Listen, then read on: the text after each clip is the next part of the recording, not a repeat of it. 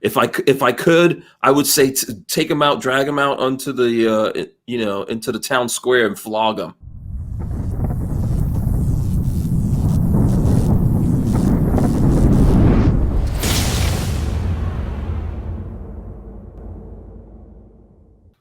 A cop overstepped his boundaries, and he's being charged now, by the way.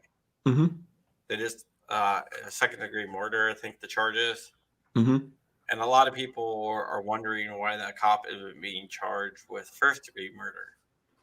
And the reason why is first-degree murder is premeditated murder. Like, you had to plan it. Yeah, you've got a heavier burden of proof in that case. So I think they didn't want to, wind up having this guy get off because they charged him with the wrong thing, or they were, overzealous in what they charged him with. And then when it gets to a jury or wherever it goes, they're like, well, this is inappropriate. That's already happened. So. Yeah, if it was first-degree murder, they would have to prove that he willfully planned to kill the guy. Mm-hmm. Which I don't think he did. I just think that maybe not. I mean, I know that there's been evidence that came out, right, that these two guys knew each other. Have you seen that?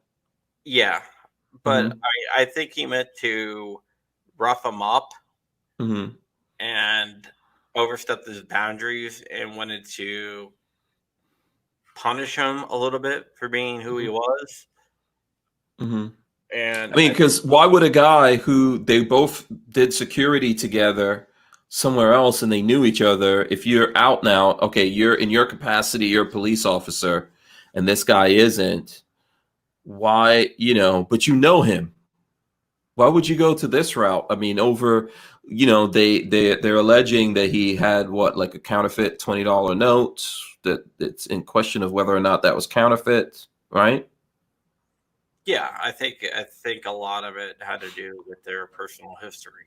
Yeah. Well, so yeah, we'll see what winds up happening with that, whether the guy just pleads out or or takes it to trial, and how it comes out, and then what other evidence. One of the things people have to always remember, like, all of this stuff is unraveling. We don't know anything.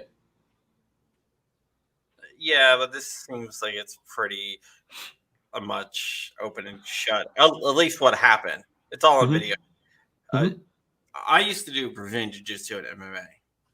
And within like 15 to 30 seconds, usually shorter than that, with a blood choke, which is more of a strangle than a choke.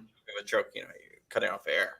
A blood choke, you're not cutting off the air, and you're cutting off the blood flow to the brain. And that's it's safer in a way where if you let it go, it's not going to leave any permanent damage. But if you hold it for 7 minutes, the person's going to die. I know a lot of people are saying, well, he was talking, so how is he being choked?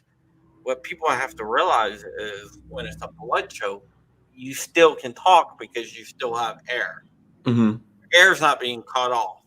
It's your blood to your brain that's being cut. Right, and that's what's going to eventually, kill your brain, which will, kills the rest of you. Yeah, once you go out, man, like the second you go out, that's when the danger starts. And if you look at some MMA fighters who held like a blood choke for, like, Hoist Gracie, he choked someone out one time, and he held the choke for a little bit longer. It was like 5 seconds longer after the referee told him to let go. He held it for I think it was Gracie. It was one of the Gracies. But he held it for 5 seconds longer. It ended up getting like a year suspension. Wow. Okay. Because that's how dangerous it is. This cop holding it for almost 8 minutes.